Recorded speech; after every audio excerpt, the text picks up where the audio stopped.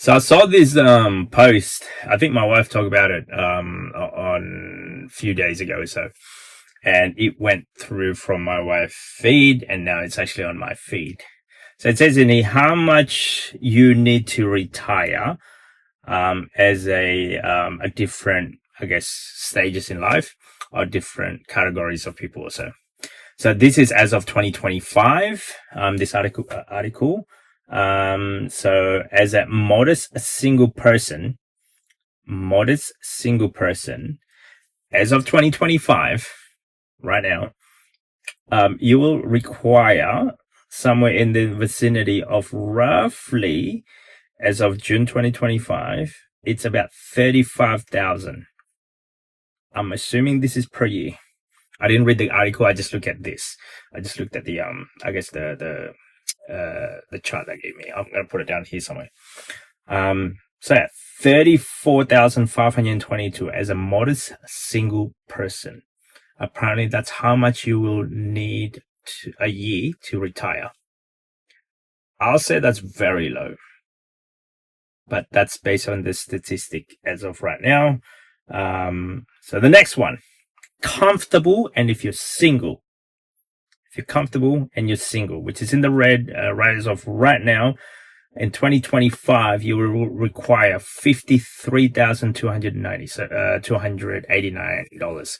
So 53,000 here in Australia, which is averaging about $1,000 per week. That's sort of my go-to benchmark, which I kind of see. And then the next one will be modest couple. You'll recover a little bit lower, which is at $49,900 per year, which is below the $1,000 mark or so. But as a comfortable couple, you'll require about $75,300 for the year. That's how much you'll need a year to retire.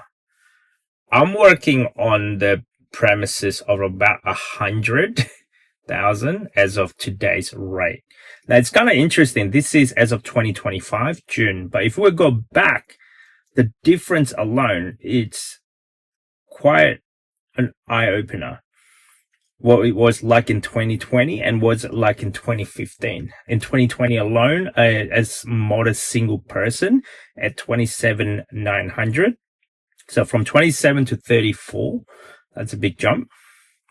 And then from 2015, just before COVID, it was at 23. So from 23 to 27, and now it's at 34, 35. That's modest single. That's like, for me, I feel like you just bare bone and the very minimum. That's how much you need.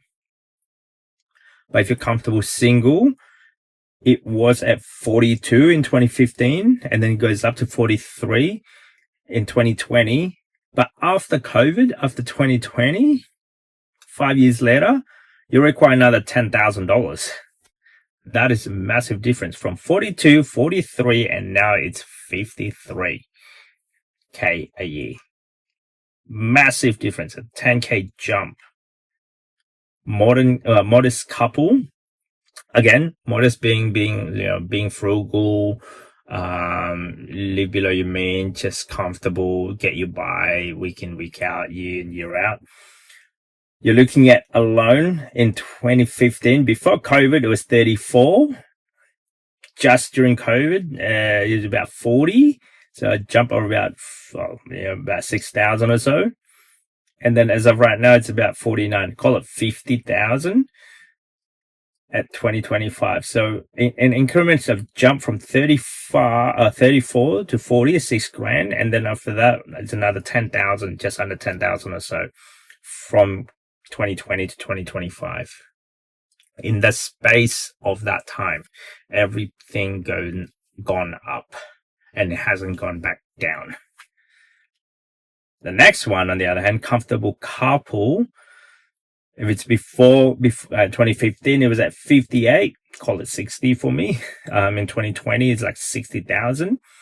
And as of right now in 2025, 75,000. So from 60 to 75, that's a jump of about $15,000 or so over the space of 5 years. So this is the reason why you kind of need to invest a lot more frequent, at a lot more earlier age bracket, because everything is just going to get higher and higher, and wages is not going to keep up during the throughout the inflation, let's say.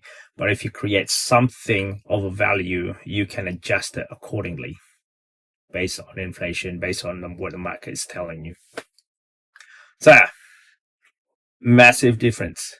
I don't know what, by the look of this, with the trend of this, it looks like it's going to get higher in about 5 years' time from now.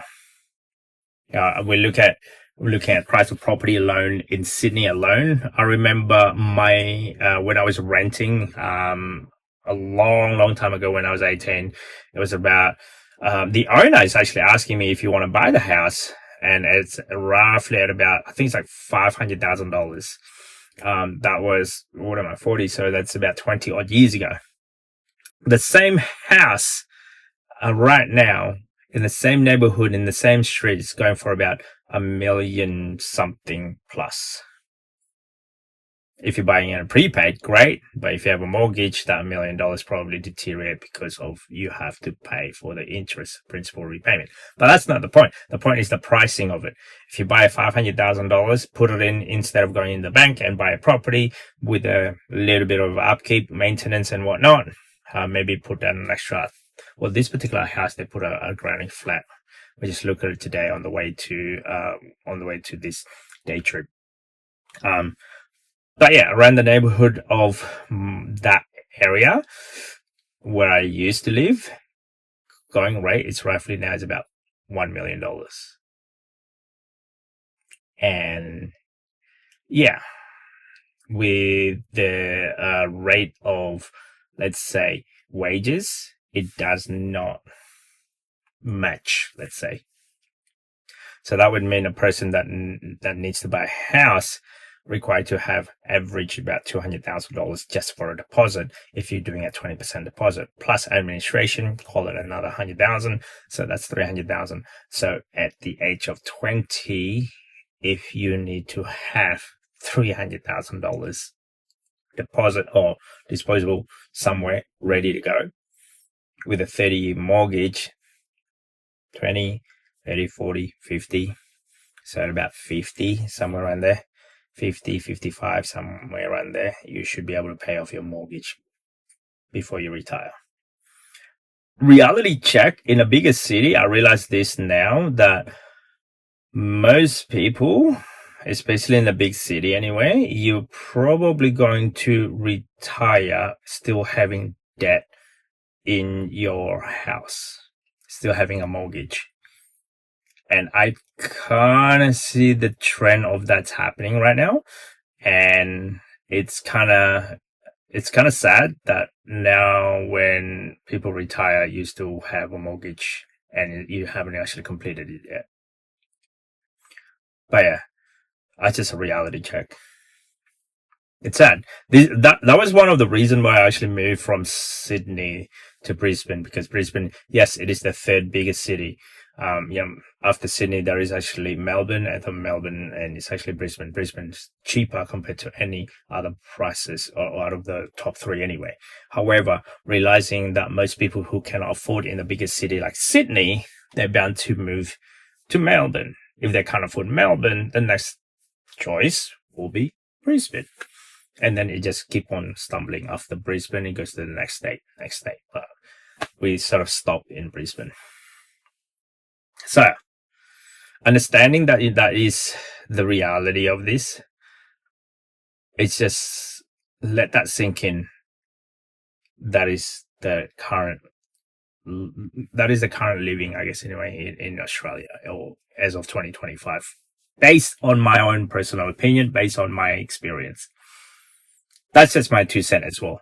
So anyway, yeah, I'll see you guys on the next video. Cheers, bye.